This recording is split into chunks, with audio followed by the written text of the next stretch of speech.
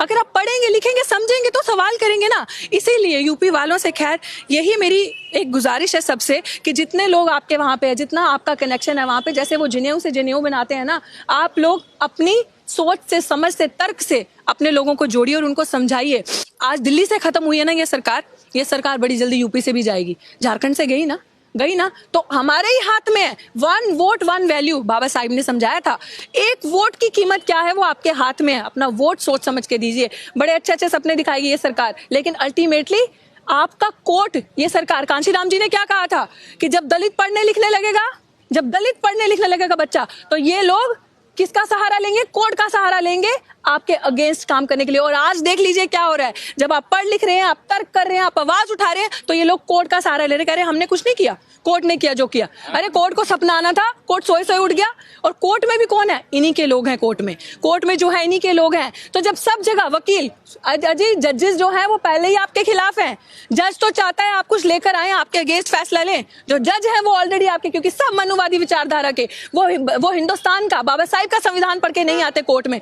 वो कसम जरूर खाते, लेकिन रोज मनु का संविधान पढ़ के वो कोर्ट के अंदर आते हैं। तो वो आपके खिलाफ है। इसलिए बड़ा जरूरी है पढ़ना, अपने लोगों को आगे लेकर आना। आपके लोग, आप में से वकील बने, जज बने, जब आपके लोग सामने आएंगे तो सवाल करेंगे और ऐसी सरकार को हराएंगे।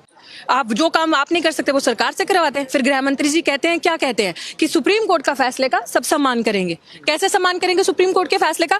आप आके हमारा कत्ल पे कत्ल करते जाएंगे, हमें क्रोनोलॉजी समझाते जाएंगे, और हम क्रोनोलॉजी समझ के, क्रोनोलॉजी वो वाली क्रोनोलॉजी नहीं, क्रोनोलॉजी वो वाली जो दलितों पे वार है, जो दलितों पे, आदिवासियों पे वार है। आप हमारी यूनिवर्सिटी का निजीकरण कर रहे हैं, प्राइवेट कर रहे हैं।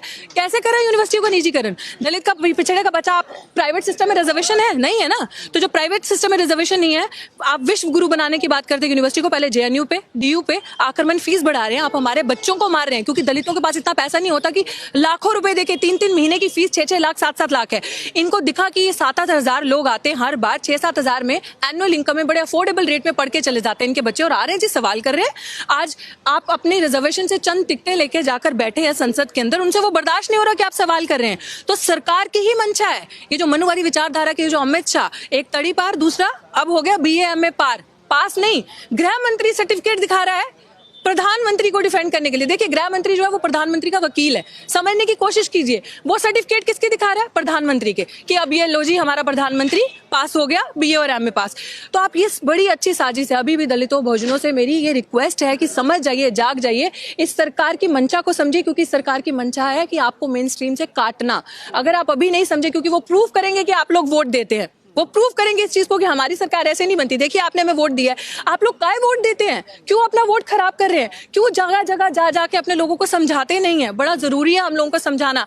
ये सिस्टम हम लोगों के लिए सेफ नहीं है जब तक ये मनुवादी विचारधारा के लोग मानते हैं कि आरक्षण पर खतरा है सरकार? बिल्कुल खतरा है, खतरा नहीं है। मैंने कहा कम और ज्यादा करने के नहीं। ये जो इस प्रावधान आया है कि स्टेट आरक्षण को देखेगी, स्टेट क्या करेगी? स्टेट में कौन लोग हैं जो उच्च स्तर पे बैठे हैं? कितने लोग हैं आपके स्टेट में? कितने मंत्री हैं आपके स्टेट में? कितने अच्छे लेवल पे प्रोफेसर हैं आपके स्टेट में? प्रोफेसर का प्रमोशन नहीं हो रहा, तो जो स्टेट क्या करेगी? कौन सी स्टेट है जो पैसा नहीं चाहती? स्टेट भी निजीकरण करेगी, स्टेट भी प्राइवेटाइज करेगी, स्टेट भी पूंजीपतियों के हाथ में देगी चीजों को। और आप तो कल भी खड्डे में और आज खड्डे के और नीचे हैं। तो ये मनुवादी विचारधारा, ये जो RSS के वहां से आता है ना, जो मनु का संविधान, ये पूरे देश में उस संविधान को लाना चाहते हैं। और ये रिजर्वेशन को इसी तरह से ताड़ ताड़ करके एक एक पन्ना भारत के संविधान का खत्म करेंगे। अगर हम आज भी नहीं समझे तो फिर हम कभी